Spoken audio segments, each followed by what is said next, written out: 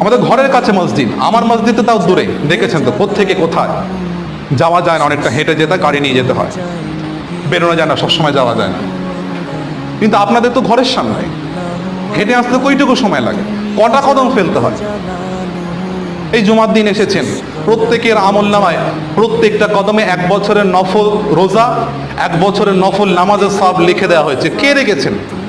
যে রব আপনার লিখেছেন, যে রবের আপনি ইবাদত করেন না, যে রবের নামাজ আপনি পড়েন না, যে রবের 50 ওয়াক্ত নামাজ কমিয়ে দিয়ে 5 ওয়াক্ত করেছেন, সাপ্তাহিক নামাজ আপনি না পড়ে জুমার দিন এসেছেন, আপনার প্রত্যেকটা কদমে আপনার জন্য 1 বছরের নফল নামাজ, 1 বছরের নফল নেকি রোজার সওয়াব লিখে দিয়েছে। এটা সেই আল্লাহ। কোন আল্লাহর ইবাদত আপনি করেন না?